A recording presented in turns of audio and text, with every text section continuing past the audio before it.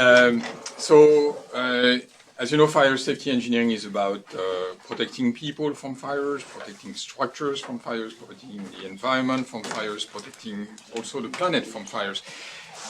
We're going to focus on humans, I think, through Erika Kuligowski's presentation. Erika, is very nice to have Erika here because she is a former graduate of the fire protection engineering program here. She has done many other things since then. She has worked at NIST, or she has a PhD in psychology, and she now works in Australia, so she has a very rich profile. And with this, Erika, the floor is yours. Thank you. I'm super excited to be here and a chance to talk with you about human behavior in fire, which I'm super passionate about. And hopefully you see that already, but maybe in the next hour I'll convince you. Okay, so let me put this talk into context. Because I have an hour and a half, actually I have less than that, so I'm probably going to talk for maybe an hour and 15, open up for questions, and this field is huge, okay? So, what do I mean by human behavior? Let's think about when, right? When in the emergency management phase am I talking about, and behavior from whom, okay? So what I'll be talking about is response only, right? I could do a whole talk on mitigation behavior, preparedness behavior, in fire initiation behavior. I'll focus on response, and I'll focus on the public here today, okay? Not emergency responders, not necessarily decision makers. They play a role, of course. So this topic is informed by a number of different disciplines. I work with them often. Computing technologies, obviously engineering, right? Fire safety, transport engineering, geospatial sciences, urban regional planning. I'm coming from a background of social science, so I do have a master's and a bachelor's in fire protection engineering from here. I have a PhD in sociology from the University of Colorado in Boulder, and so that is where I'm coming from. But I will talk to you about some other pieces from other fields because I've worked in those spaces, but this is where this presentation is coming from. And of course, I don't have that long to talk to you, so let's think of this as the beginning of a conversation. I'm around the rest of the week. If you're interested or want to know more, please come up to me. I'm super friendly. And then also, if you want to learn more about the modeling piece, which I'll talk about sort of at the third of the kind of end of my presentation, please look at Enrico Ronchi's IFSC webinar. He talks only about evacuation models, and it's really fantastic presentation. Okay, so what am I going to talk about today? I want to talk first about why understanding human behavior in fire is necessary to protect people, and hopefully why it is important for you to take at least something away from what I'm going to say today, even though you may never work in egress, okay? And so then what do we know about human behavior in fire? I'll talk about the evacuation decision and then evacuation movement, and then at the end of the presentation I'll get into how can we use this knowledge to protect people, and I'll focus a little bit on evacuation planning, and then end with some key takeaways. All right, are you in? Woo. All right, woo, all right. I got a response already. Okay, look, I'm not going to repeat too much, right, but places around the world are experiencing some pretty extreme weather, climate change, people expanding into the WUI, and then we heard a lot about fire exclusion, which is extremely important, right? So we're talking about fires in Greece and Turkey, the Dixie Fire being the second largest fire in California. It's the second largest, right, Sarah? Not the first? No, it's not the first. Because that's the August complex. Mm-hmm. It's the largest with a single ignition point. Thank you. All right, seriously, chime in. So Russia as well, Alberta, obviously this has been recent, and what are we smelling in the air today? It's not great air quality today as well. The UK, I mean, it goes on. And some fires, right, are bad fires, and they're going to get worse, right? If you've read the IPCC report, we know that we're looking into more intense, more frequent fires, longer fire seasons. What did Dr. Simeone say on the first day about fire seasons? We're seeing fires all year round, right? And so it's important for us to be thinking about how this is affecting people and how we can be protecting people. And there was a significantly catastrophic fire in 2019-2020 season in Australia, which you heard from Dr. Filkoff. And if you're interested in learning more about them, there's some references on the screen.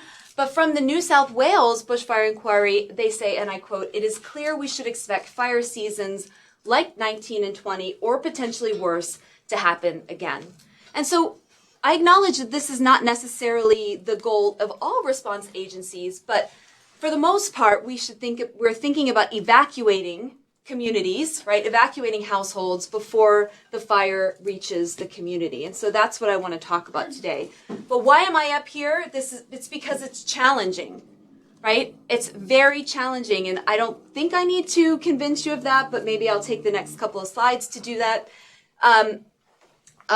Dr. Gollner on yesterday mentioned this fire, actually in Gatlinburg, Tennessee. I studied this one. This is a population on the East Coast, and they are not as familiar with fires as some populations in the West Coast are. This was rapid fire spread, multiple voluntary and mandatory evacuation orders issued for different communities. However, they were often received pretty late or not at all, okay? And so people were telling us, my first warning was my neighborhood being engulfed in flames. Okay, let's just think about that for a moment and how scary that is. I had no idea how very close the fire was from our home until I saw pictures on Facebook. Shall I keep going? We drove through flames, blowing across the road 3 times before reaching the bottom of the mountain. It was the most terrifying experience of my life. I deal with this and I'm giving myself goosebumps. Okay? So let me just run a few videos for you because I feel like I can't not. Wildfires threatening popular resort towns in East Tennessee. If you are a person that prays, we could use your prayers. At least 14 fires near the Smoky Mountains National Park, forcing mass evacuations. We've packed our valuables and ready to go if we need to. Endangering homes and businesses in nearby Gatlinburg and Pigeon Forge. At one point, 30 buildings engulfed in the fires, including the 16-story Hilton Hotel. This amateur video posted on social media shows the raging fires just outside the hotel's windows, guests anxiously watching from inside. The fire now at the edge. We don't need to know about Dollywood. Dollywood Wildfires was fine. threatening Thank goodness. But can you imagine being in that hotel looking outside at that? So we heard a bit more about this fire as well, and I'm sure you'll hear more about this on Friday. But the Paradise, so that the Gatlinburg fire killed 14 people, and that started to make us think in the U.S. again. Well, wait a minute, what are we doing about evacuations, right? And then this one said, yeah, okay, we really need to focus more and more about planning for evacuations so people aren't watching flames outside of their house. People have been calling this the perfect storm. We had population with higher proportion of older adults and people with disabilities. They had a detailed evacuation plan. It was a phased evacuation plan. And it was practiced, right? Rapid fire spread, 2 out of the 4 routes out of town rendered inaccessible. They had a plan to evacuate the hospital. However, the ambulances were elsewhere, so they had to come up with an emergent plan. And people were stranded, right? Inside the Walgreens, for example, with firefighters wetting the building. So I want to play, before I do that, and the quote, "And trees to the right of me were on fire. We were just dead stop. There was no one telling us what to do, anything. We were just sitting there." Fire season will soon be here, and if you get an evacuation warning, heed it. That's the message the Truckee Police Department is trying to get out by releasing body cam and dash cam footage of evacuations from last year's massive campfire. They want people to see just how chaotic and dangerous an evacuation can be when too many people wait until the last minute to leave. Optimal parking lot, let's go! Get out of your car! And just stop, don't go north, just stop because we're trying to clear the power lines. In case the fire comes this way, we're stuck here. Why aren't we leaving? Ma'am, please, I can't. We're stuck here, okay? Just take my word for it. There's really no safe spot anywhere. It's just this point where it is what it is till they get the road cleared, man. Follow the line of traffic, we're trying to clear everything up. It's stuck now, but that's where we're working. Scary moments, well, they say the time. Did you Fire hear what season she will asked? soon be here. And Did you hear what the woman in the car asked? Why aren't we moving? And they waited, right? But it still was a very fast-moving fire, right? The news said they waited, but it was a very fast-moving fire, right? So we should be planning for some scenarios, right, where it could be best case or it could be very dire case. And I'll talk a lot about scenarios toward the end of my presentation. So fire evacuation is challenging, and I do apologize if those were disturbing videos to you. They are disturbing videos, but I wanted you to understand what people in the event are having to deal with. It's especially challenging in wildland-urban interface, or what is called peri-urban areas in Australia. And these are places with higher rates of population growth, right? They're interested to move sort of out of the cities, but still in places that are areas that are beautiful. But it's not always that the transport infrastructure is catching up with the population growth, okay? And then we also have climate change, increasing wildfire frequency, intensity, and also introducing fire to newer places, right, that may not be used to seeing fires on a regular basis. And what we see with that is delays, inaccessible routes, traffic congestion, overcrowded shelters, isolated communities, which is what we saw in 2019-2020 fire. If you've heard of Malakuta, some people had to be airlifted out of that area. And all of these are threatening safety of our population in WUI areas. And so how do we protect the community? There are a number of ways, and we've heard a lot about that even before I started talking. What I want to talk about is some of the other ways we can do that through education, preparation of the population before an event happens, planning and testing your plan, not just household plan, but we want everyone to have a household plan. I'm talking about a community plan that is developed and tested and stressed for some of the worst case scenarios, right? And then also making decisions during an event and communicating them to the people who need them the most. And that's decisions about who and when should evacuate. Who and when should evacuate. By when, right? And these are difficult decisions to make. It involves some fire modeling, not as much evacuation modeling, but hopefully soon we'll be getting that into the mix so that can help with making those decisions. But all three of these examples that I'm providing you here, we need to understand what people do in fires, right? To get to a strategy for education, to get to a strategy for planning, to help people make decisions during events.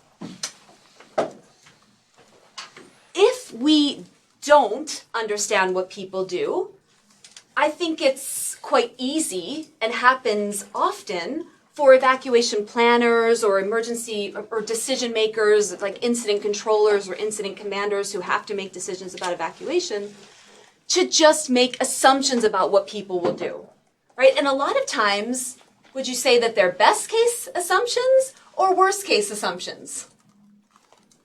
Best case assumptions, right? Or maybe they make decisions about what happens next, based upon what happened in the past, right? But if you haven't had a fire or haven't had a fire in a while, maybe you're more likely to say, look, everybody's going to evacuate, or some percentage will evacuate after a very short period of time. We know that people don't always leave right away, okay? Every household evacuates together at the same time, all right? Every household has one vehicle, and they use it, it's available for evacuation. They make their plans, they take the shortest and the quickest route out, they stay on that route, they comply with all the traffic instructions.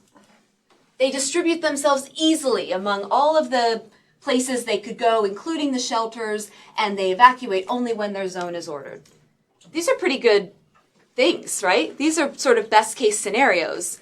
And I'm here to sort of help you to understand that there's not a lot of circumstances where these hold true.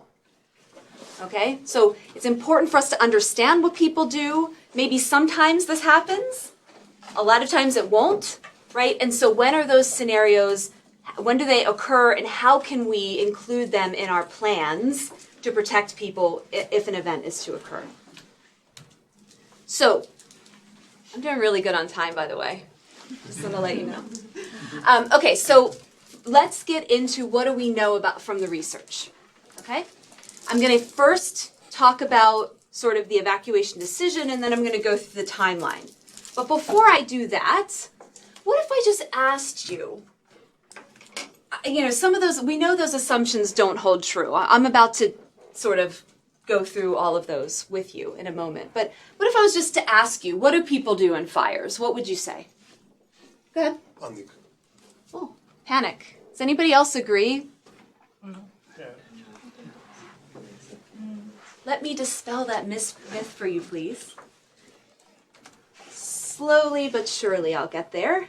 We see it all the time in the news media. And thank you for saying that, by the way. I really appreciate it, because we see Malakuta burns, panic on the ground. California wildfires, motorists panic. Turkey evacuated panic tourists. Sicily wildfires called roadside panic. And this one doesn't have panic in the headline, but in the byline, we see, I don't know why I'm walking over there, wildfires raging in Alberta and British Columbia have created a sense of panic and fear. No wonder we think people are going to panic. It's everywhere. And if you look up wildfires and panic, you'll get a bunch of headlines like this. And panic is very often used in the media, we know that. But if you read the article, and it actually describes what people do, it's quite logical things that people do. And if we think they're illogical, we ask them why they did what they did. They followed a decision-making process that's pretty logical. They may not have made the best decision, right? But it's not panic. And it's really important that we dispel this myth and that you leave here and continue to dispel this myth, because it's detrimental to the safety of people in WUI areas. Because emergency managers believe this, and because they believe this, and I've been in conversations with emergency managers that believe this, does anybody know what, if you think that someone panics, does anybody know what could be detrimental, what could be a consequence of that? Withhold information? Yes, absolutely, and that's what we want them not to do. Okay, you withhold information, I promise you people will find it, they'll fill in the gaps, and they may fill in the gaps with the wrong information, right? And so I'm just sowing the seed that hopefully you will continue to grow, right? And I'll show you some, kind of places where people have sent out really good, but sort of traumatic information, and people handle it very well and take it and act upon it. Okay? I completely understand if the first thing that came to your mind was panic. And there's nothing wrong with you thinking that, but leaving here, if this is the only thing you take from my presentation, I'll be happy, right? So, really good read is this McCaffrey and Schmidt article that's on fire-adapted communities. McCaffrey's from the U.S. Forest Service. I've worked with her on a few things. And I'll get into her article in a moment. But let's define panic, because also it's the definition that's tricky, right? By panic in disasters, we mean irrational, non-adaptive, antisocial behavior, right? Behavior that involves selfish competition, uncontrolled by social and cultural constraints, breaking of the social order, okay? And from our work, because we've studied this for a long time, certainly a long time before I started in this career, we know that it's rare, okay? Not that it never happens, I'm not saying that, it's rare, okay? And so we want to be able to say that to the people that we work with and the people who protect communities so that they understand that. This is not to be confused with anxiety or heightened fear. That's actually not a bad thing, okay? That's how we get people to move, right? We tell them, look, you could be in danger here. They feel a bit urgency, and then they go, right? That's one way they go. Or someone that they trust tells them to go. They go. Maybe they don't have to feel fear or heightened anxiety, but this is a good thing.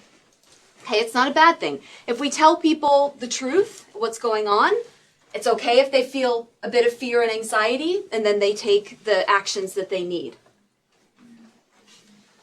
What actually we have to do in these types of events is overcome some biases, okay? Where we may think people panic and they just go and run. Actually, we've got to convince them that something's going on. It's actually the opposite, okay? So have you ever seen on the news people just standing and looking at a disaster happening? Yeah, I was trying to look for, there was a family that was standing and watching the wildfire, and there was a newscaster in front of them. I was trying to find that video for you, but it's no longer online. What we actually have to overcome are things called normalcy and optimism bias. So normalcy bias means I actually don't think there's anything going on that I need to pay attention to. And optimism bias is, yeah, there may be something going on, but it's not going to affect me. So we actually have to overcome those things, right? Through our warnings, our messages, our information, our education, et cetera, et cetera. And instead of panic, people are more often rational and altruistic actors in a time of crisis. They help each other, right? And there's a lot of research on this, not just in the field of disaster sociology, but psychology, out of John Drury's group. Excellent, excellent work. Well, let's go back to that McCaffrey and Schmidt article and ask, why does this panic myth persist? Okay? Why? Well, first of all, it's a lot more exciting for the article to read that Malakuta panicked rather than, and I quote, homeowners immediately got in their cars and drove out of the neighborhood paying attention to the best route to avoid the fire. Well, that's not a very exciting headline, right? So drama, entertainment, that's the first reason it exists. Secondly, I mentioned this already, it's the perspective of the outsider. We may look at someone and say, oh, that doesn't make any sense what they did. They probably panicked, right? But I'm about to show you the decision-making process that people go through. And it's also used to explain negative consequences. That happened, they didn't survive, they must have panicked. But I promise you, as someone who has studied tornadoes and have spoken with people who were with people who died, because we can't speak with those who died, it's a rare phenomena, okay? So you can come back at me and say, yeah, what about everybody that passed away, right? And again, that's not always the case. And then there's also this, Tierney she's my advisor from the University of Colorado and like a massive name in the field. And she's also done a lot of work in understanding like wildfire governance structures and the militarization of disasters and things like that. And it's also sort of reinforcing this command and control, right? I'm going to control the information. I'm going to make sure I know what's going on as the kind of leadership and decision makers, rather than giving people all the information they need to make the decisions that they should make. All right, so how do we know this? Is because we've been collecting information on what people do for a very long time. Less in bushfires or wildfires, as you'll see, but, and there's a lot of research if you're interested in going into this area that need to be done, but what we have collected are individual-based data, right? So what we talk to people or understand what the individual does, and then we also collect information that gives us sort of an understanding of aggregate trends, right, from the community level. And so obviously, if you've done any kind of looking into this field, we collect data using surveys or questionnaires, interviews. I've done a lot of face-to-face interviews, focus groups. We've asked people to log what they've done via travel diaries, more likely in non-emergency than emergency studies, but it can be used in emergency. Experiments are usually individual-based, and then newer technologies are using VR or AR to understand decision-making during bushfires. Right, so we give people a headset and they're given sort of a virtual sort of scenario, and we want to understand what they do in certain situations. And so at Lund University, they've been doing driving experiments where they'll give people the headset and we want to understand, under smoke conditions, do you drive slower? What position on the roadway, what within the lane are you in? And we're doing a lot more work in that in this funded study with the NRC Canada. Aggregate trends from observations like evacuation drills, people or traffic flow counts. We've done a lot of work, again with Lund, trying to understand where people are on the roads, on major highways during evacuations, and then certainly using social media information. And then I've been working with the University of Florida in understanding mobile phone GPS data. We buy these through third-party vendors from and the third-party vendors are collecting these from people's usage of certain apps, which they won't tell us which apps they're collecting data from. Lovely. But we get that information and then we try to understand trajectories on the roadways, where they ended up. We can talk a lot more about that if you're interested. But what I want you to take away from all of these different ways to collect information is that there are pros and cons to each method. For surveys, we're actively collecting data from individuals. They're giving us reports of what they did or what they will do, but it relies on their memory, right? And hopefully you can talk to them soon after, but I've spoken with people years after, and so the data is limited. It's difficult to capture some types of information. If we ask them, hey, what route did you choose? Could you look at this map and outline it? There's a lot of people who don't read maps very well, so asking that on a survey is like sort of useless. We can link their factors, their personal characteristics and information about the event to their behaviors through empirical models using surveys. We've even used machine learning models to try to predict the evacuation decision based upon survey data.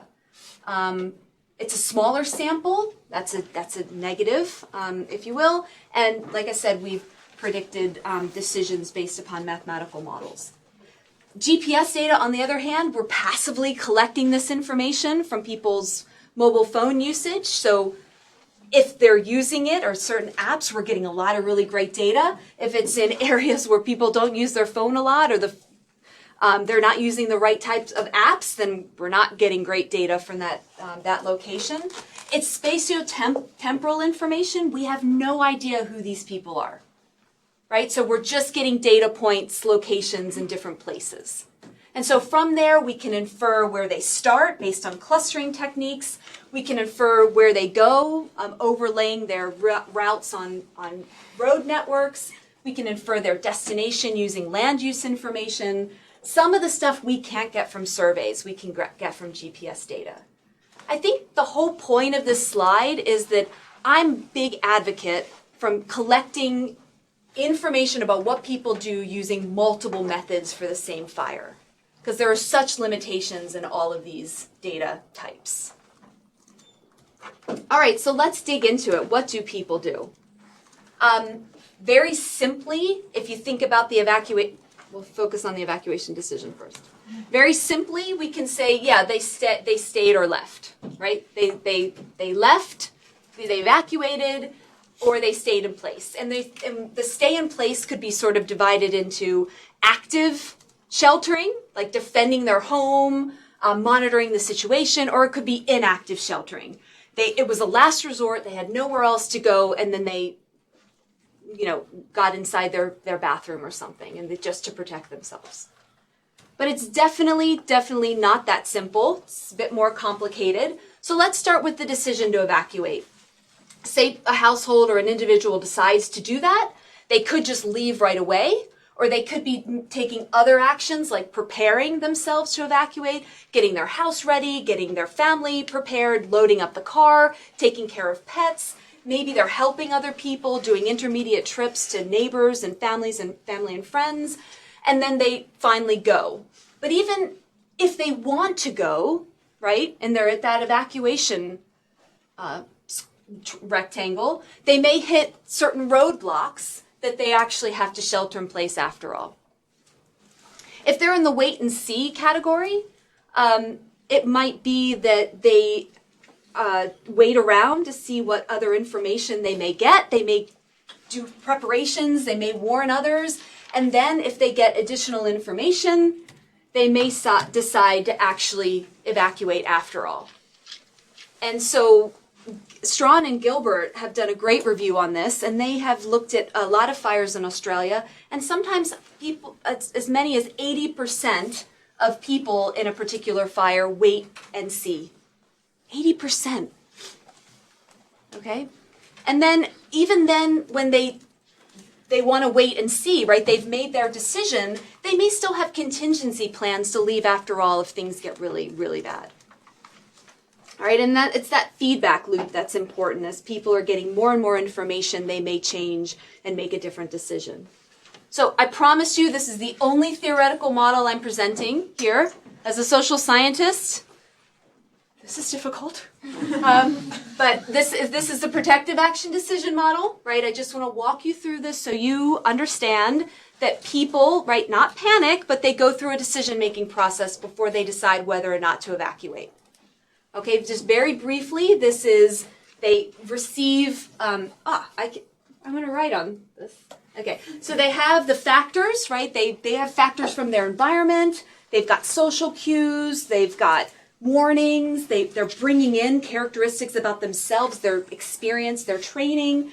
And then they go through these processes here. They have to obviously be exposed to cues before they do anything, right? If they miss them, then they don't, what can they do about it? They have to pay attention and they have to understand the cues. That's their pre-decisional processes. Next, there's a series of perceptions.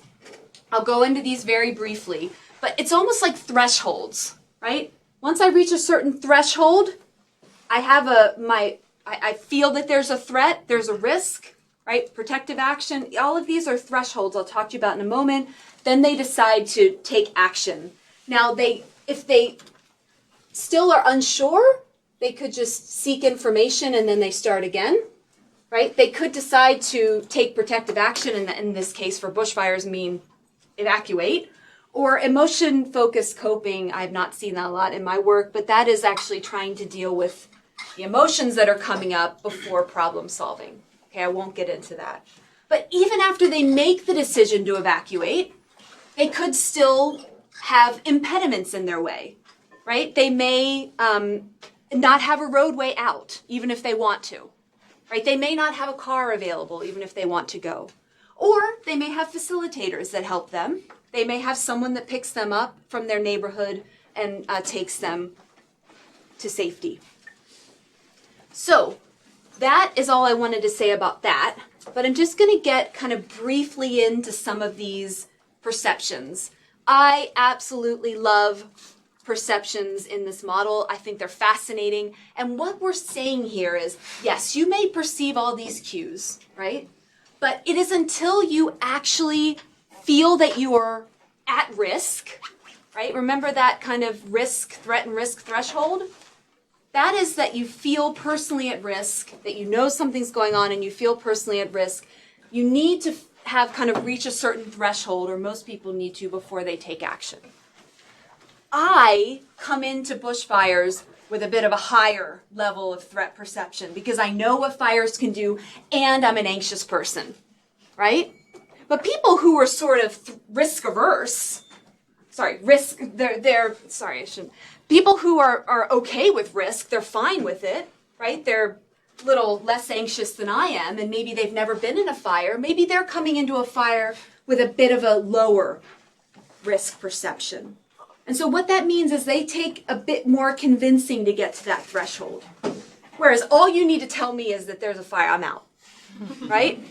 But there are people who are coming, so everybody's sort of coming in with different levels of risk and threat perception, and they need to reach that threshold before they take action. Some other perceptions are about protective action. So obviously people, they're not just going to take these cues and at the face value. They need to actually think that taking protection makes sense, right? That it's actually going to be useful and effective. Or is it costly and it's going to take a lot of time and a lot of skills that I don't have? If that's the case, then they're less likely to go. And then the last is about stakeholders' perception. And here they need to feel a level of trust with the people who are telling them to do something, right? And also they need to feel like it is their own personal responsibility to take action. If they think someone's going to come and save them, then they're likely not to go. And then on to external factors. I'm going backwards now. What are the factors that matter, right? Environmental cues. So if people see fires and embers, they're more likely to feel at risk and then go. But smoke actually has a bit more of a complicated relationship with people's decisions to evacuate. So when I studied the Chimney Tops 2 fire, that fire was burning in the Great Smoky Mountains National Park for 5 days. So people were sort of desensitized to the smoke and didn't take action. That wasn't what prompted them to go. Okay? In some cases, smoke may be something that prompts people. The other important thing is people need to see cues that are consistent. Right? So if I go outside and there's very thick smoke in an ember shower and you tell me to go, then I'm more likely to do that. Versus if they're seeing cues from the So if they're seeing cues from the environment that are conflicting with what we're telling them is going on and what they should do, then that actually is that doesn't prompt them to go. They're more likely to be like, oh, I need more information, I'm going to delay. If people see other people doing things, they're more likely to do it. So that's the social cues aspect. And then obviously the warnings that people receive play a role. Let's get to that. So warnings, there's so much research on warnings. I can't go into, 95% of it here. But what I want you to take away is that there's been a lot of research that shows us what information should be including in a warning. We need to tell people who's giving the message, what's the source of the warning, right? And hopefully they trust that source. If they don't, that's a problem. We need to tell them what's going on and what are the consequences if they stick around. We need to tell them where is actually at risk, right? The location. We need to tell them what to do and why, and then the timing. Like for bushfires, it's often go now, right? But not for all hazards. And also what's important is the style of the message, right? We already talked about consistent with other warnings and cues, but it needs to be specific, certain, clear, and obviously accurate. Repeated more than once is good, and then delivered through as many channels as possible would be the best way to do this, right? We want them to receive consistent information via multiple sources over time. And let me go back to that Schmidt and McCaffrey article that's on the screen there. I'll read it to you because it's super small. But it says, this is from the New South Wales Rural Fire Service, and it says emergency warning, and it says for the Morton fire. The fire is spreading quickly if you are in, and it mentions a number of different places or surrounding areas. It is too late to leave. Seek shelter as fire approaches. Wow, it's too late to leave. So that makes me think they're not worried about the panic myth. They're telling people how it is, right? And that's really important. That message is a really good one. Schmidt and McCaffrey highlight that as providing good information for people to make the best decision. It's also a pretty effective message. It has most of the information that people need. But sort of what's missing, if it's too late to leave, then where do you go? Right? So we're going to talk about, at the end of my presentation, these temporary refuge areas or bushfire places of last resort. Okay. But that would have been something good, I think, to add to this message. And then finally, the last thing I'll say about the PADM are these receiver factors. So what this means is that the things that we as people bring into the situation also play a role in how we react, right? So obviously, people who have evacuation plans, we've found from the research that they're more likely to take action. However, if they've done home mitigation actions, they're more likely to stay. Right? They maybe feel that their home, that they've created a safe enough space to protect themselves. People with familial or societal responsibilities certainly make decisions in certain ways. So if they have pets or livestock, that actually is a negative relationship with evacuation. Okay, they've got a lot to deal with, and not all shelters accept pets, especially large pets. So if you look at the Malakuta event, you see horses on the beach, right? People want to take care of their animals and they don't want to leave them behind. So it's a really important thing to think about. However, families with children are more likely to evacuate. Okay? If people have concerns about their personal and family safety, like they feel like their house isn't safe enough, obviously more likely to leave. Places and so how long you've lived in an area affects how you act. Home ownership affects it. Demographics, which I don't love because I think demographics are mediated through other factors. But like older individuals are more likely to remain. That's a number of reasons why. Gender, which I absolutely hate, but it keeps showing up as a predictor. So women are more likely to evacuate, men are more likely to stay. However, that is, I think, much more related to roles in the household, right? And not my gender alone. Okay? And then income and education and things like that.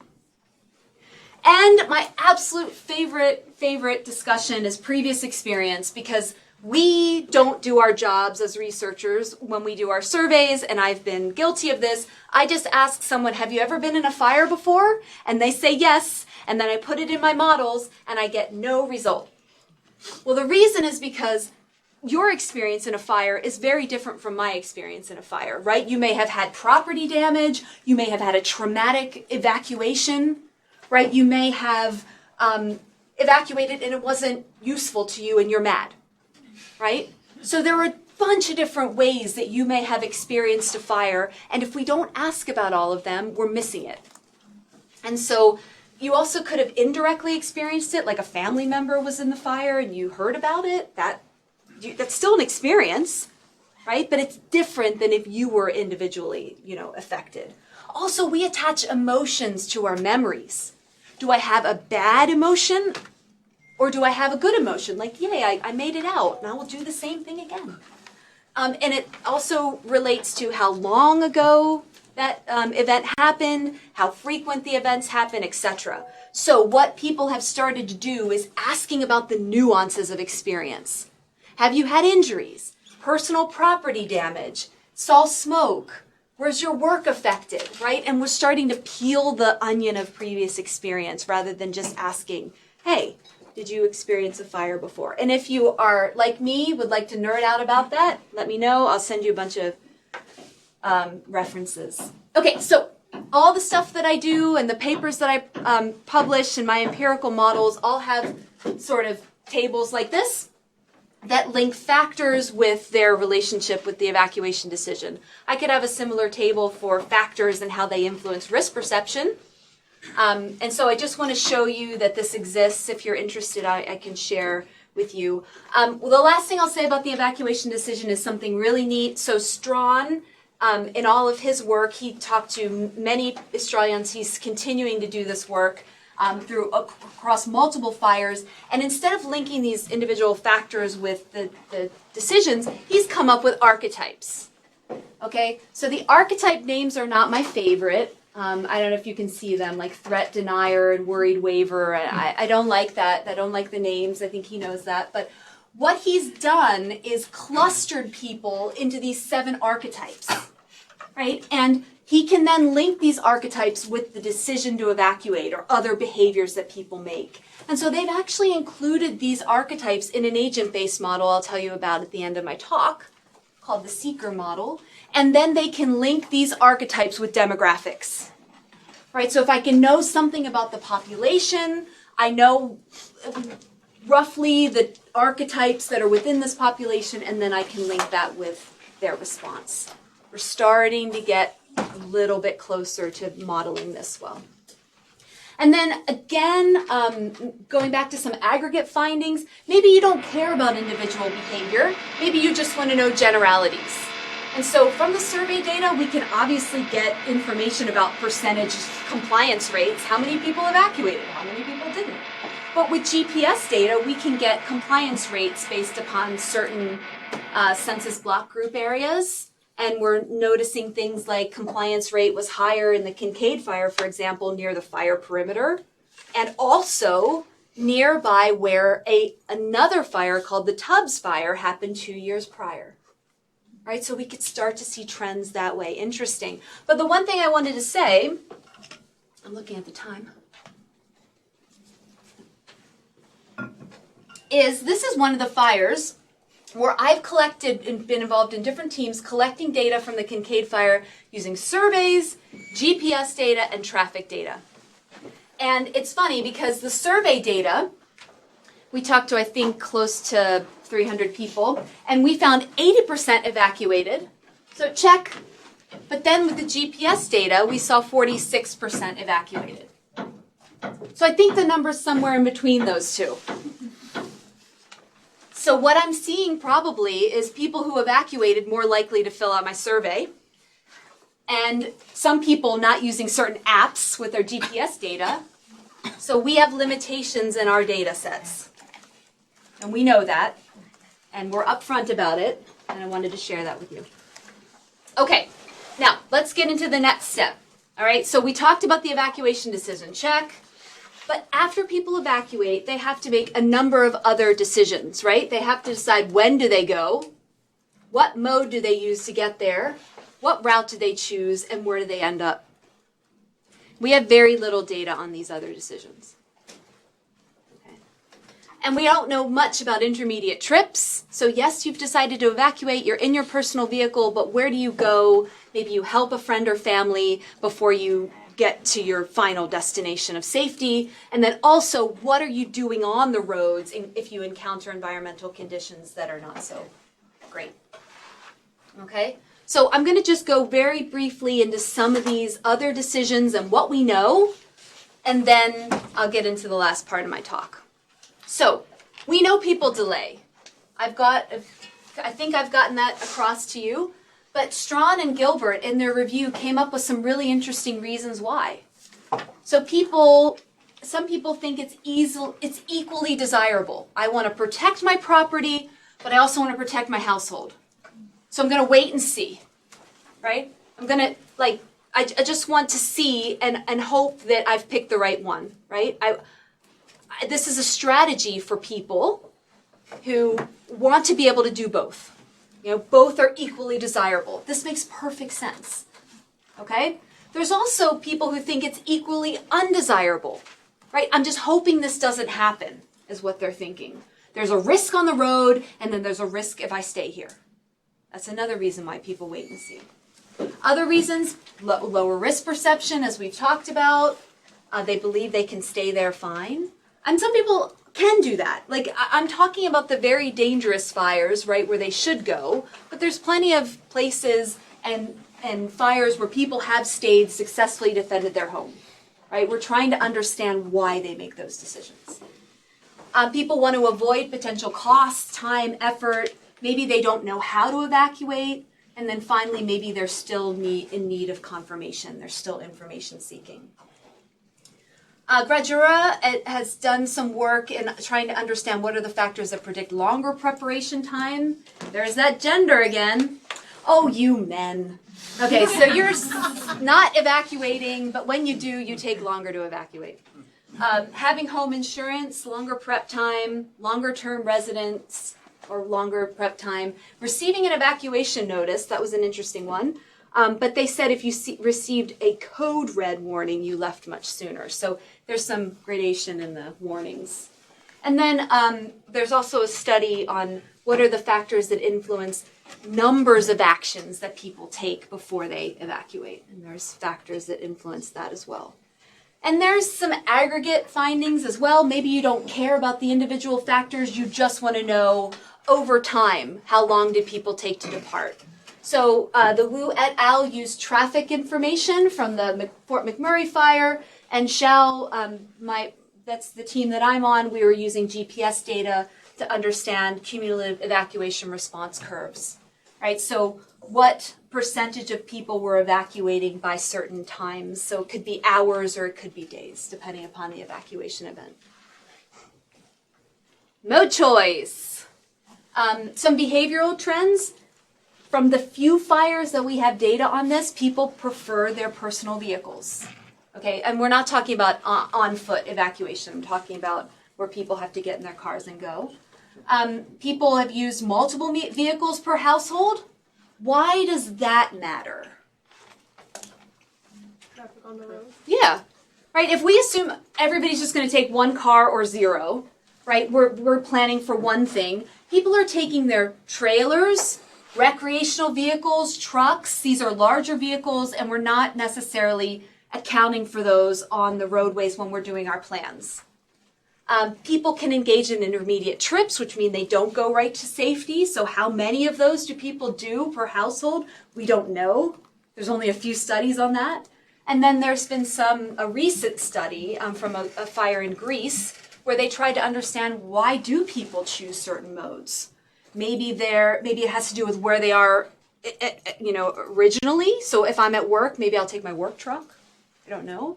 Availability of modes. Well, if I don't have it, I'm not going to use it. So, but the availability of modes is interesting because they found in this fire a lower proportion of people who used that mode versus what was available. So it's not just availability that is the factor. Route choice. So people prefer certain routes over others. There's only been a few studies in this. Wong has done a lot of work in California looking at people's choices. Do they prefer highways versus non-highways or back roads? What's interesting, though, to me is shorter, faster routes. There's only been one study on this, but there is a smaller percentage, at least in that study, that show people do not prefer shorter or faster routes all the time. In the hurricane research, they actually have found a prevalence for familiar routes. Well, that makes sense to me. I want to go where I understand and I know what's there. And so there's been reasons that they've found for that, like previous experience, accessibility of the route, but also the availability of services along that route. I'm going to take that one because I know that there's a gas station or something like that. So that has played a role, at least in hurricane research, but we need a lot more in wildfires. Last but not least, destination choice. So at the community scale, we know that people prefer going to relative or friends' homes versus shelters, and hotels also over shelters.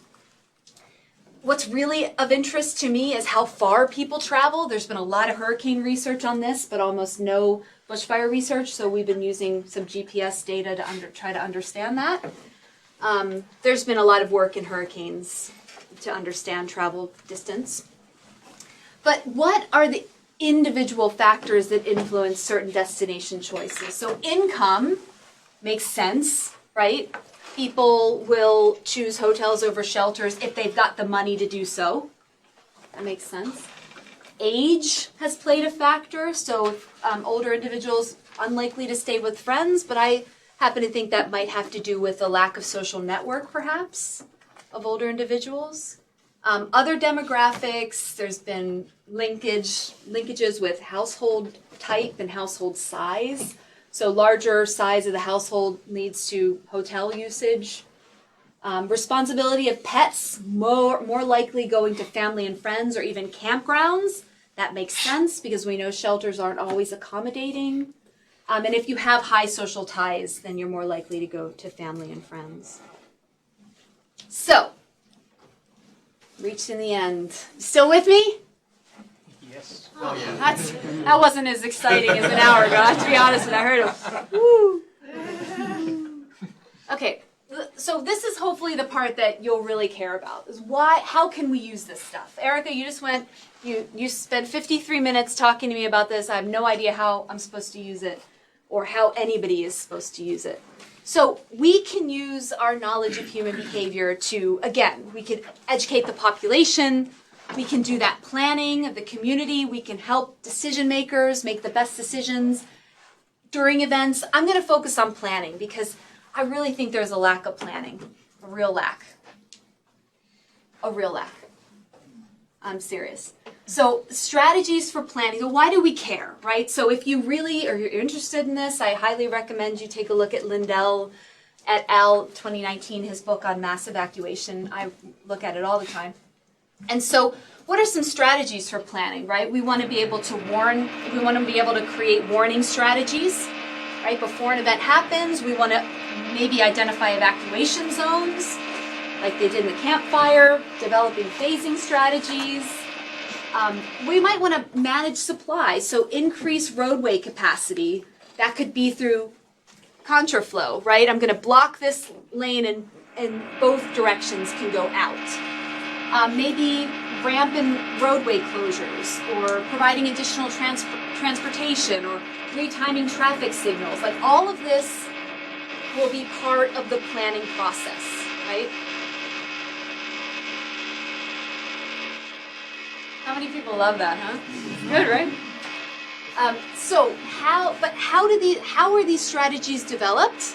They're developed by understanding these kind of three core elements, right? They depend on these three core elements.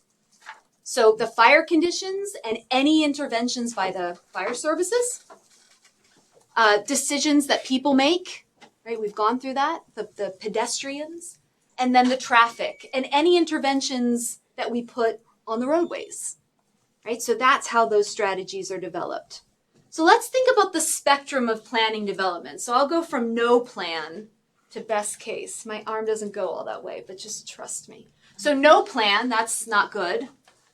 You have a basic plan where maybe you're just thinking about the shortest routes, but that's a best case scenario because why?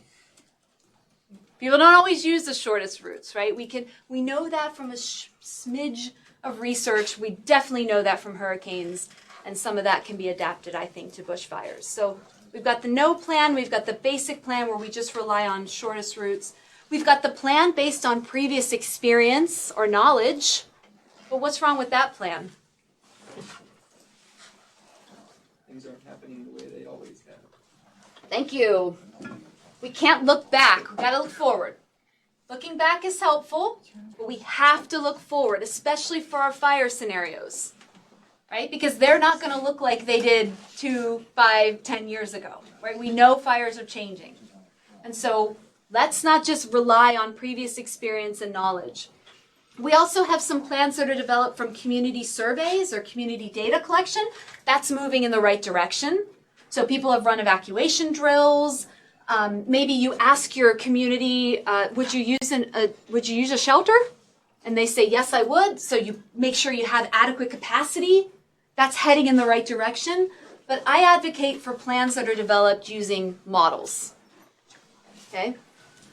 And so models can account for our three elements, right? The fires, traffic, and pedestrians. They're not perfect.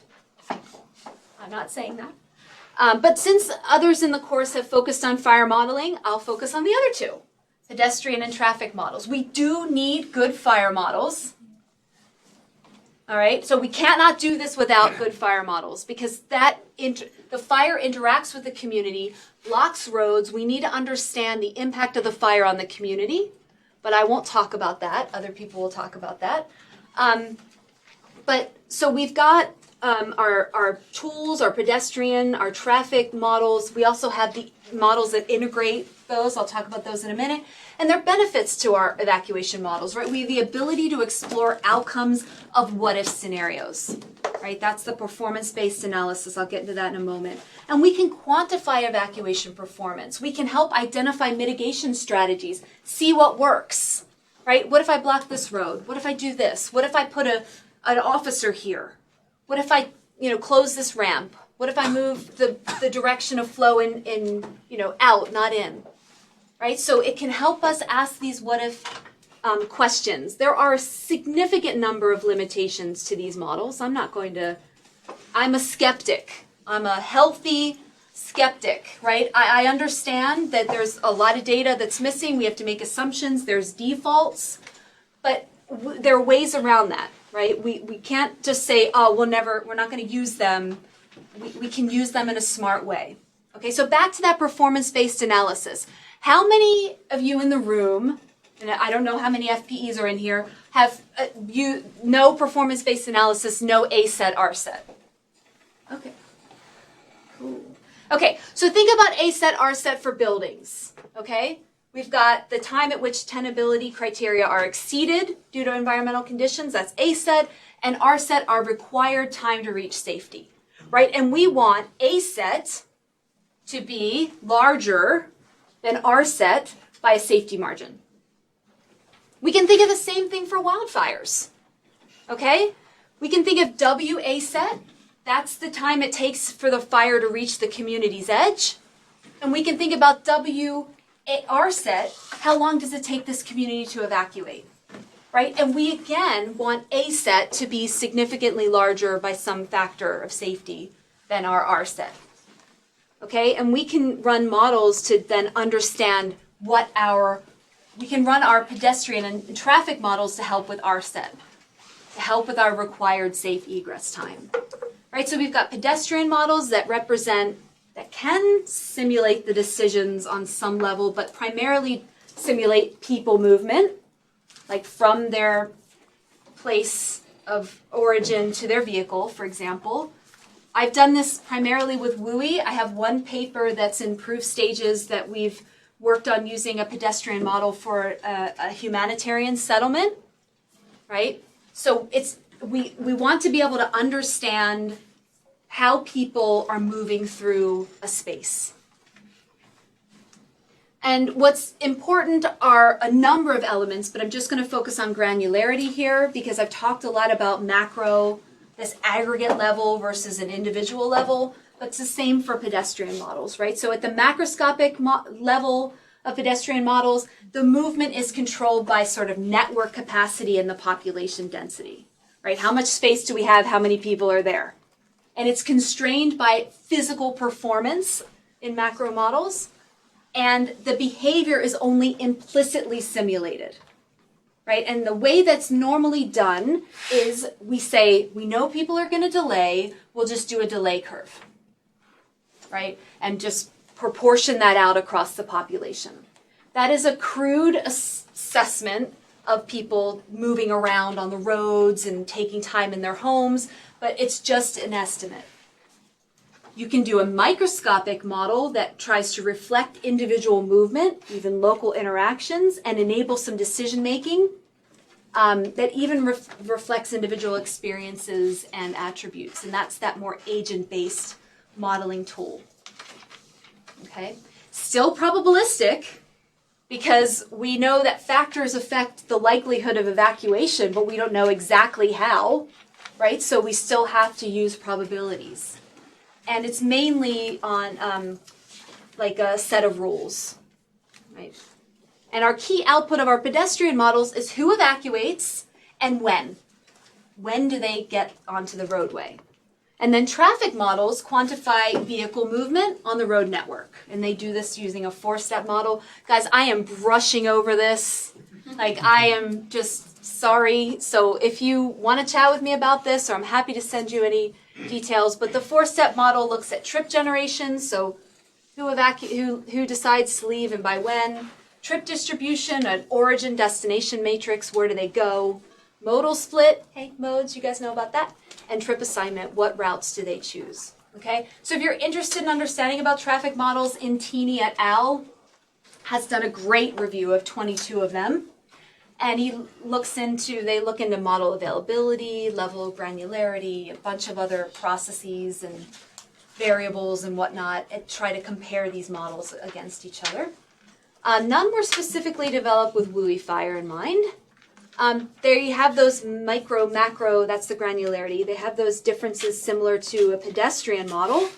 So with the macro on the roadways, we care about the capacity of the roads and the density of the vehicles, sort of like a speed or flow with density relationship. However, a lot of these models are using non-emergency relationships between speed and density and flow.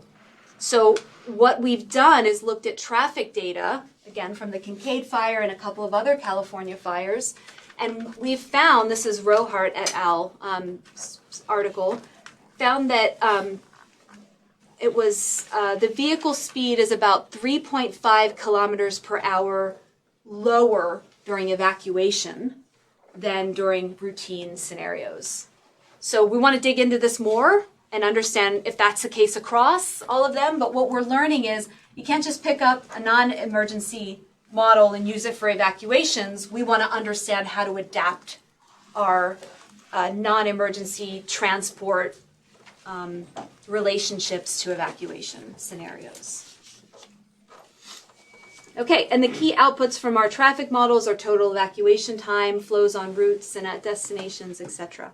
And then we've got these integrated simulation tools. And these are trying to integrate these models together. Most of them simulate 2 layers, like fire and traffic. A few simulate all 3. Most focus on movement and just implicitly simulate behavior, and they operate at different levels of granularity. So I have a few examples, and I'm going to dig into the one on the right-hand side because I've been involved in that team. But the one on the left is that seeker model that I keep mentioning throughout. It's developed by CSIRO in Australia and also at RMIT, but now my colleague Dhirendra Singh is completely at CSIRO. And so this is an agent-based model that simulates fire and traffic, and it uses the MATSIM model to do the traffic movement. And it simulates individual vehicles that respond based upon those archetypes that I talked about earlier in the presentation. And so each individual or each vehicle is sort of assessing its situation and making decisions on a set of rules, if you will. And they can have memory. So if they try something and it doesn't work, they try something else in their rule bank. So they're sort of learning, if you will. And that's sort of the agent-based. But the Wunity model, that is an interesting name. So the Wunity, it stands for Wildland Urban Interface, and it was developed within the Unity platform, which is the NITI part of it. And what's interesting about that is that the reason they created it within that is because they may be thinking about down the road the outputs, right? Instead of just being in a 2D, they could even have it in a 3D version, which I'm super excited about. So that is the Fire Protection Research Foundation led. It is NIST funded. And Imperial College, some of you are in the room today, looking at you. Lund University, Movement Strategies, and NRC Canada, as well as RMIT. So what is the Wunity platform? It is an open platform, so it's freely available. If you're interested in playing around with it, let us know. It can simulate the fire, pedestrian, and traffic, and obviously to understand evacuation outcomes within a particular location. So for the fire model, it can either import FarSight outputs, or within the model, there's the behave model that can be used for fire spread. The pedestrian model, again, this is just, I'm waving. I don't have a lot of time. But pedestrian model, we use the gridded population of the world data to distribute people within the particular area of interest. And then the user has to specify the response curve, right? How long they'll take to depart, and then movement speeds of the people. And then the traffic model is a very simple, it's the Lighthill, Witten, Richards model, which is a conservation of vehicles, if you will. So we have vehicles in a space, and then within this sort of link, and these vehicles can't get into this space until, right? So just a conservation of vehicles algorithm.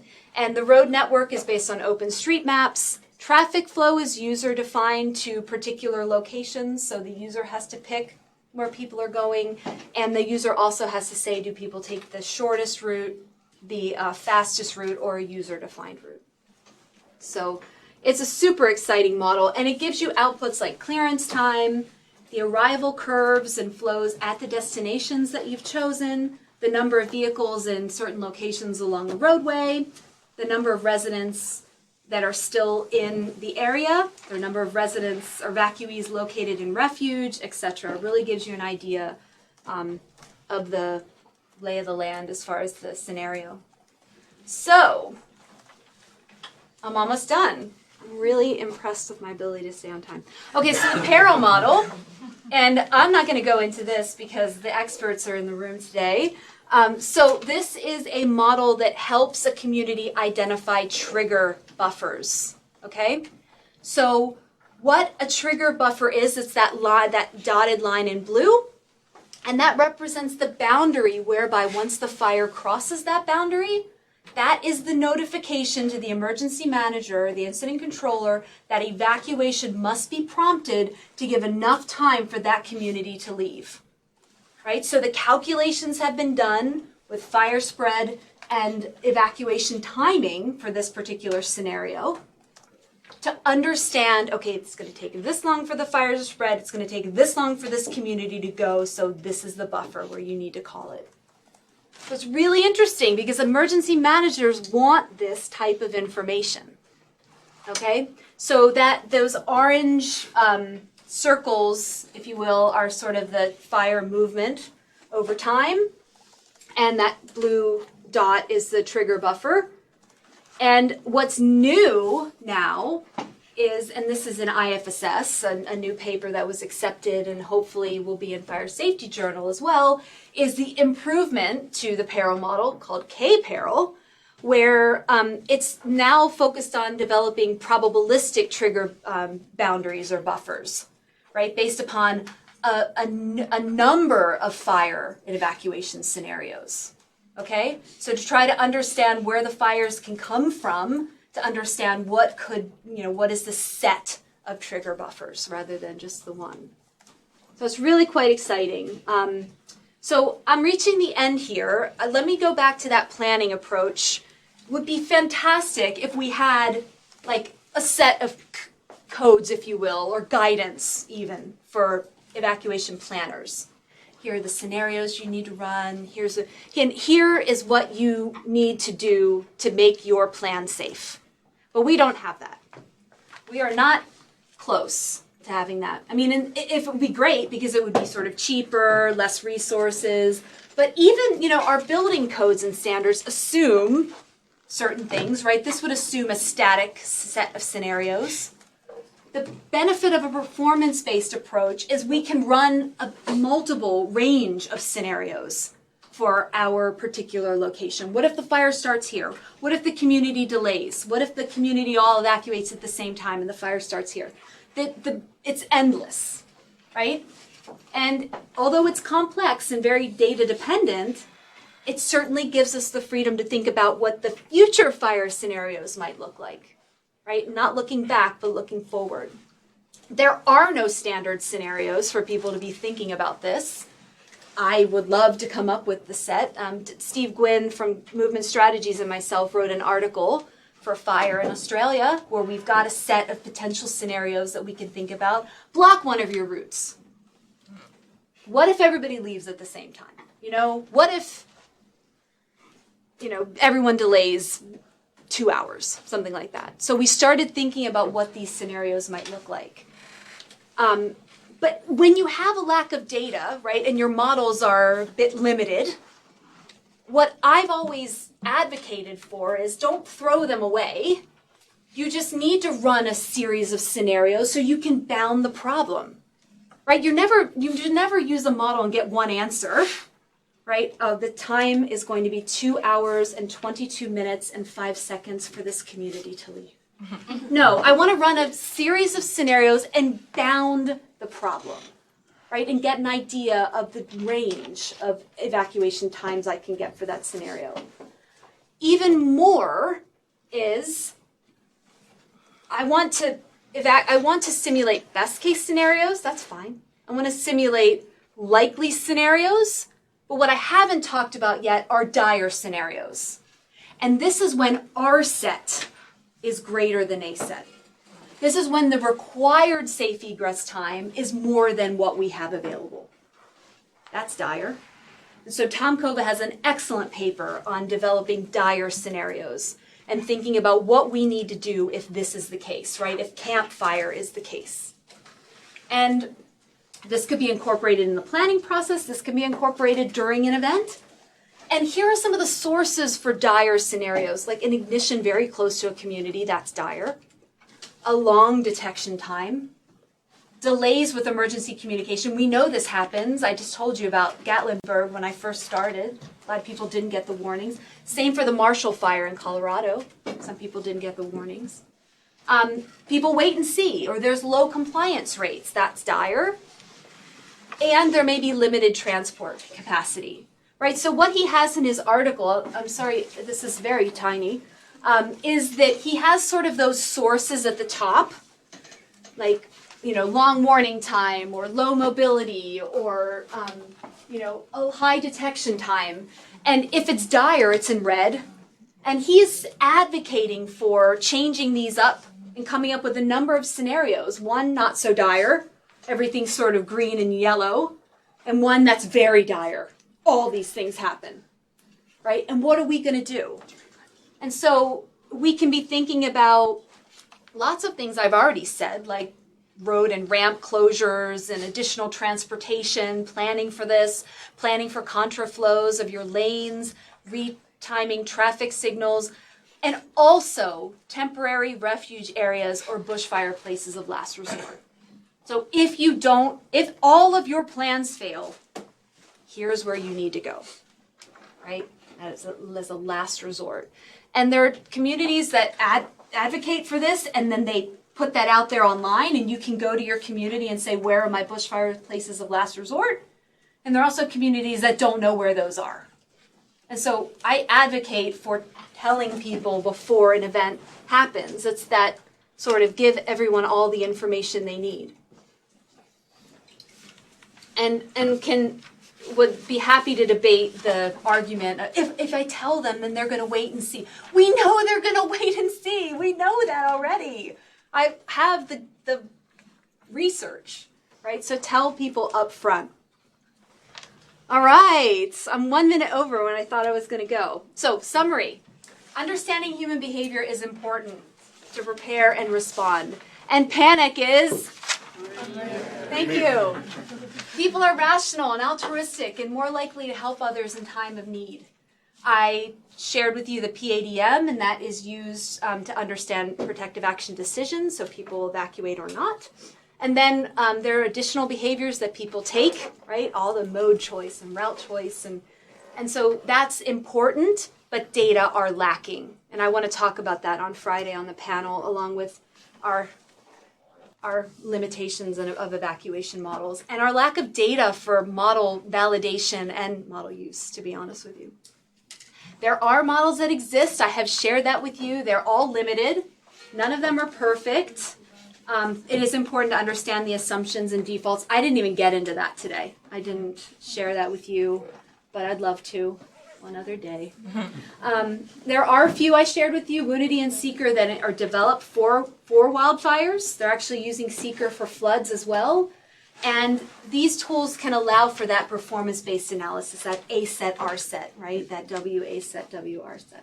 We want to stress the plan. We don't want to think about best case scenario. We want to think about all the other things that could go wrong. And then knowledge about human behavior in fire is essential for the protection of people. Hopefully I've convinced you of that. Maybe you already knew that already, but we need more data, right? So that's my goal in my rest of my career, however long it will be, to continue to collect information on what we do so that we can have better integrated models and tools. Look, I have like so many references for this stuff because I just love references and Zotero. But if anybody is interested in this and wants to learn more or wants my reference list or whatever, just let me know. But I have some time for questions, I think. And that's me.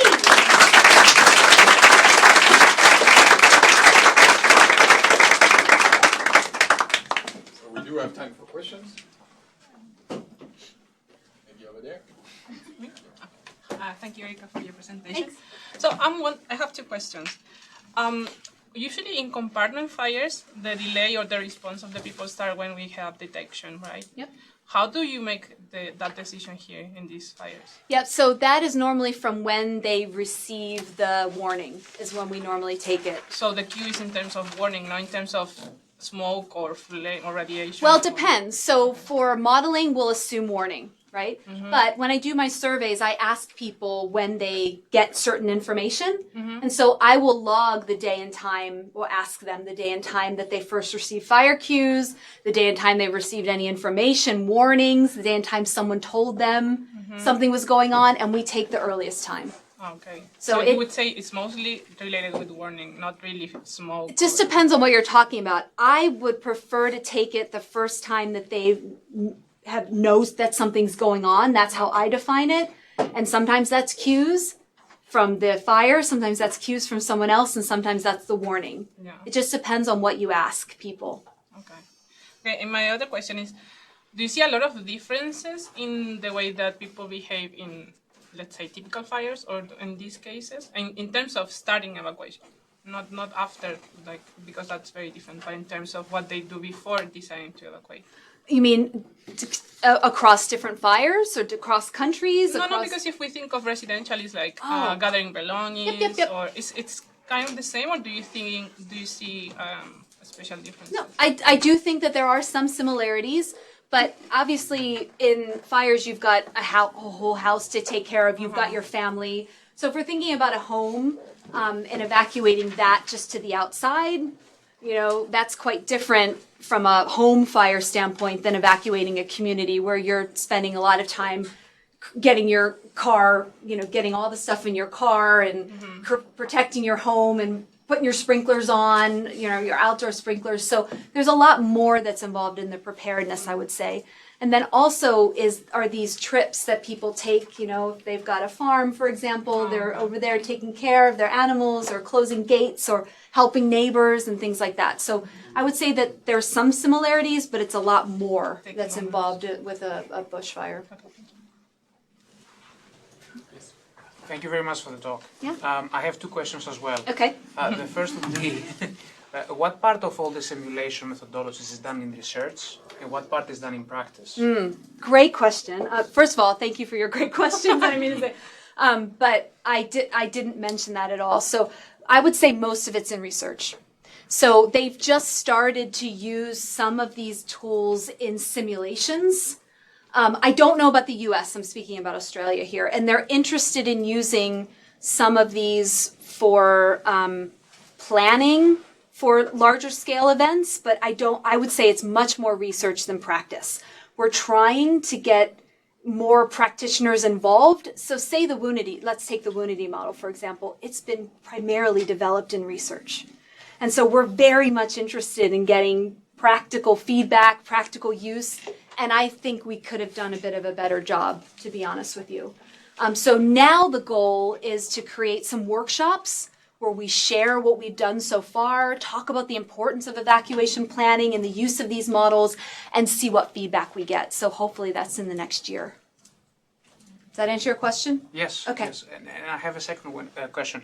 How would you feel, or how do you think it will change the whole situation if citizens have, let's say, in their phone a prediction of where the wildfire will Yeah, go? okay. So yes, I've thought about that as well. I had a small project where we were coming up with an app that could help map out routes for individuals. And it needs to be in real time, right? Because something happens, they can no longer go there. It is really quite a tough thing to be thinking about. And how do you get all of that real-time information? I'm almost certain Google's going to do it way before anything we can do in research, to be honest with you. But I think it would be super helpful as long as that's linked with the information that is provided by emergency officials. I think that would be such a super help to people. Like, look, the fire's here. You've got this much time to get out. Here are your routes. I mean, that would be amazing as long as it's in real time and is tracking what's going on the roadways. But that's extremely difficult information to get and provide. Domingos first. Oh, okay. Thank you very much, Erika, for your talk. I enjoyed it very much. Thank you. Although I must confess that I don't believe very much in these last-minute question. You don't believe in the... These plans, in these models and all that. But I have a student that is doing a PhD on this and I have to orient so I have to get some guidance on that. But let me tell you what is my experience. I investigated many accidents in which people were trapped and I interviewed witnesses or relatives whatsoever to reconstruct the story, and many things can happen. I think that your talk was very much oriented to massive evacuation, but I can tell you that in Europe we don't look at this problem usually.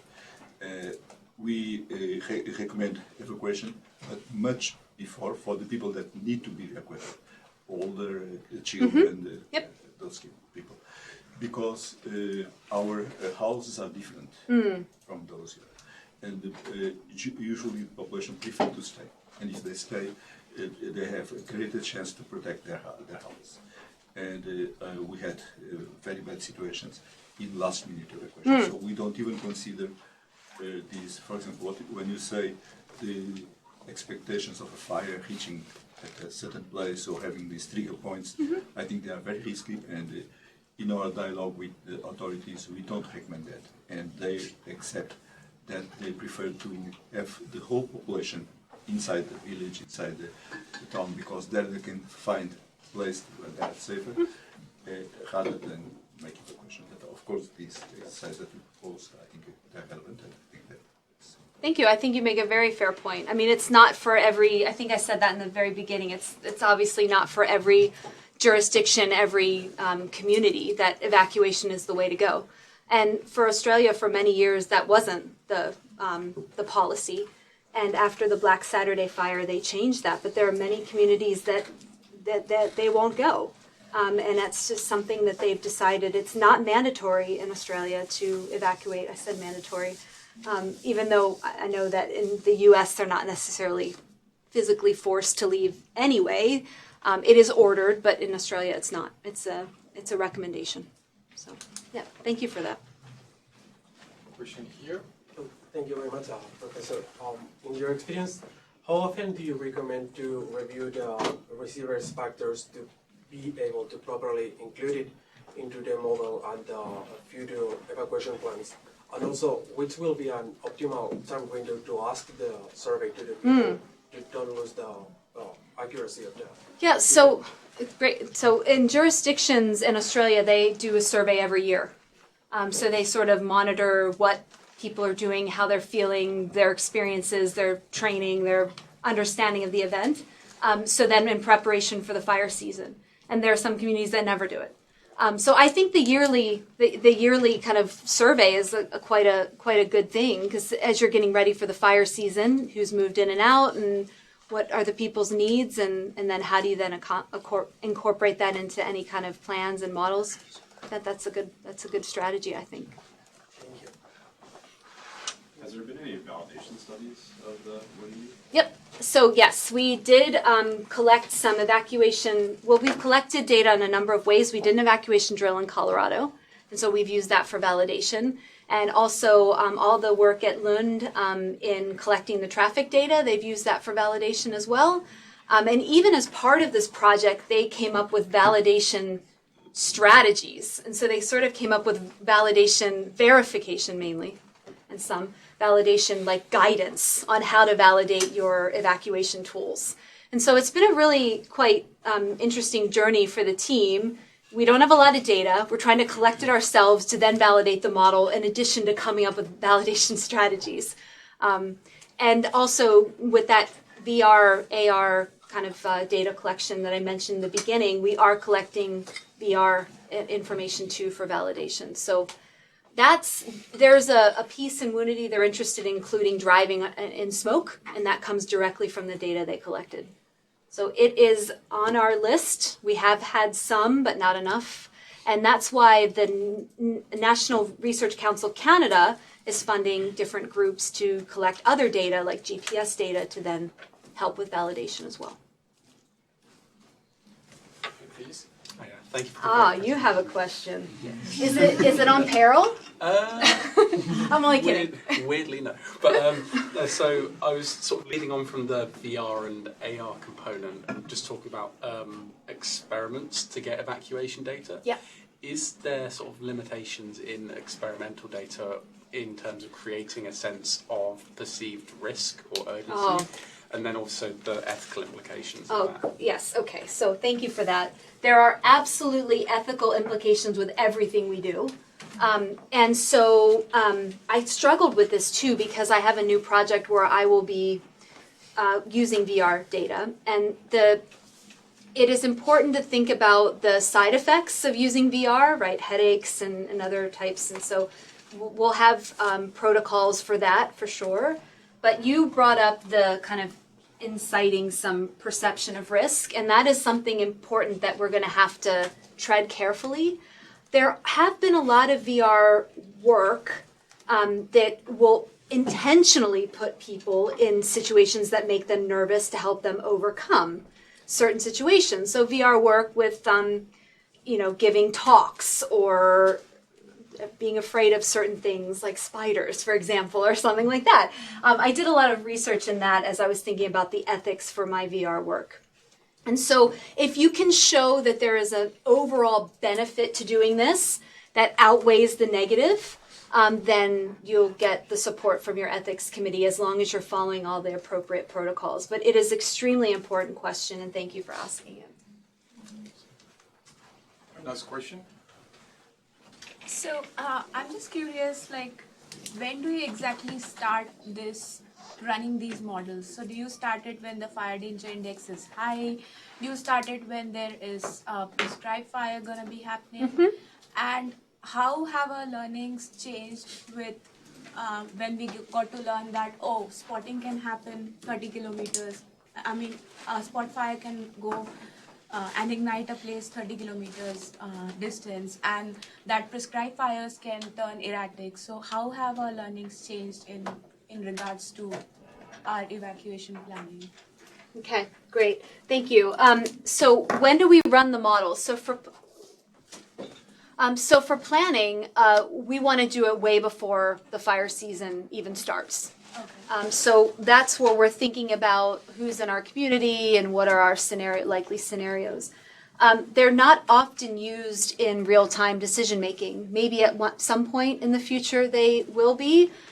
They have to be they have to be fast enough to use. And so the Unity model, I didn't get into it too much, is at a macro level to do just that, to be able to be run quickly so that we can use it actually during an event. Some of these agent-based models are a bit harder, they're longer to run.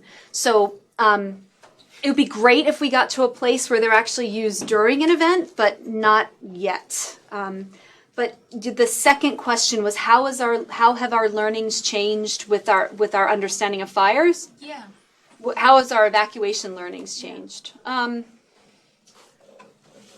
Well, I would say probably what's important for us is for our integrated models that we're keeping up with the latest and greatest of the simulation tools for that, because it's really important that we understand how the fire interacts with the community if we're thinking about some of these dire scenarios. And right now with Unity, we're a bit using some of the more simplistic models. At some point, maybe we can use some of the more sophisticated tools to really start interrogating some of these scenarios. But I'm not sure I answered your question. Maybe we could chat after. I was happy to talk about this more and more. All right. Just one. That's a really good question. It will be just one number. So we heard the claim, the people don't panic and follow the orders. We heard the reasoning, and I just want to know how many people still left after that tweet was posted. It's too late. Good question. I don't know. I would say maybe 30%. That's significant. I don't know. All right, sorry, we have to stop here. Let's thank Erica again. I want to say thank you. I know this is not your topic. I thank you for your attention and your engagement, and I really, really enjoyed this, and hopefully we'll continue to talk about it. And also thank you for inviting me to the summer school, because it's not a topic that's, mainstream. So I'm really glad I'm here.